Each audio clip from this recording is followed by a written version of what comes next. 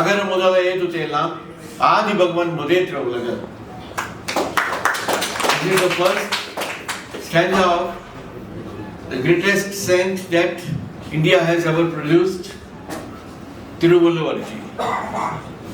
He was a Vedic sant who rejuvenated the Indian soul and created a new era for the entire humanity, for serving the humanity and for creating a society that cares for each other. Today when we are meeting here, it's wonderful to see that we are remembering the souls who had to die just because of their dharma.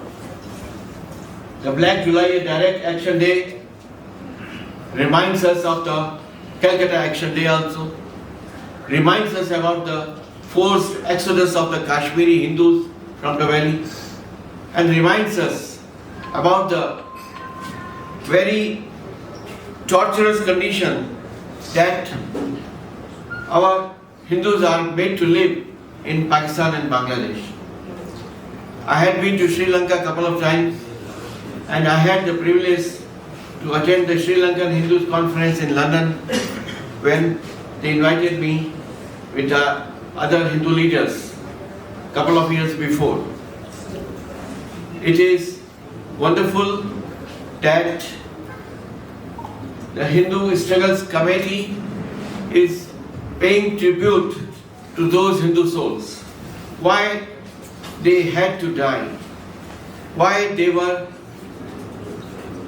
very brutally killed, because they believed in Tiruvalluvar, they believed in the humanity, they believed in Sarve Bhavantu Sukhinaha, Sarve Santu Niramaya. They believed that let all creatures in the universe be happy, be allowed to make progress, and everyone on this earth has a right to profess his or her faith without any hindrance. But those who were the monstrous ideological people, they thought that just praying for the good of every human being in the world is not enough. They were exclusivists. We are always inclusivists. We include everyone. They exclude everyone. And that is the issue that we have to fight. Today, on this earth, India has become a lone island of freedom of thought, expression of your views, and complete independence to say what you believe in.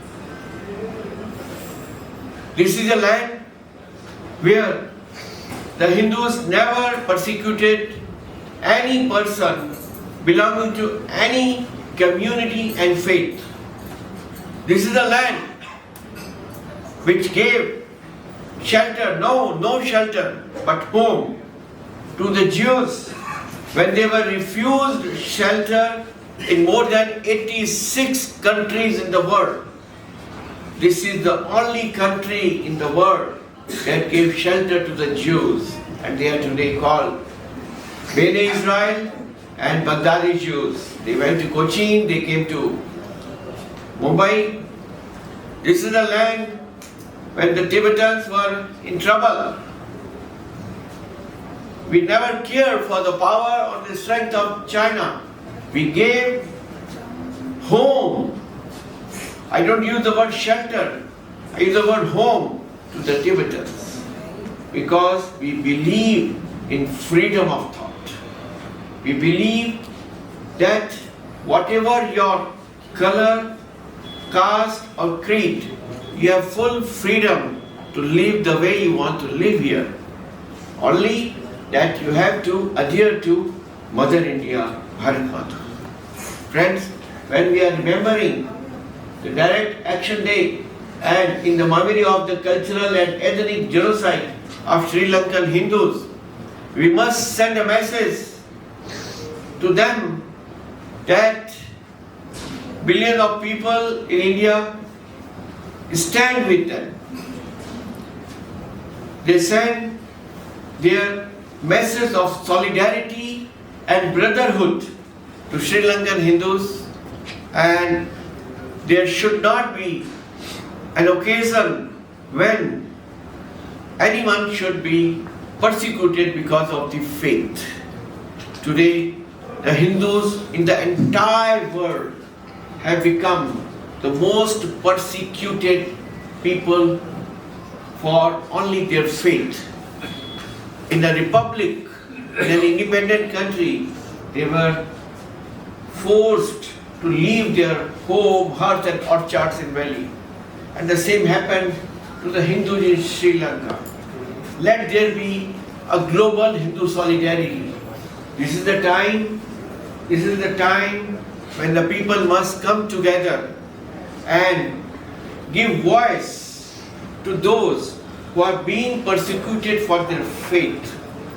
We are seeing that every day there are very heart-wrenching news coming from Pakistan at how young Hindu girls are abducted and forced to convert to Islam and get married to old people.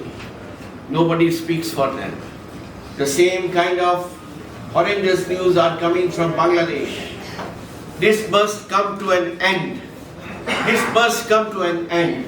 And let the human values, those who believe in human values, those who believe in the solidarity of humanity, they must rise and say no to such atrocities.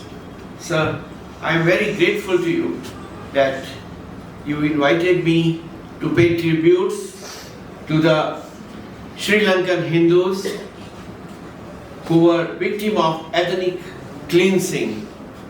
This must not happen, and this must remind us that only unity, only solidarity, only belief in human values, and only courage to speak out for the persecuted people helps. With these words, I pay my tributes to those who were victims of the ethnic genocide, and I thank the organizers of this wonderful meeting. Perhaps this is the only meeting being conducted in the whole of country, I congratulate you and thank you to all friends, and Jai Hind, Jai Bharat.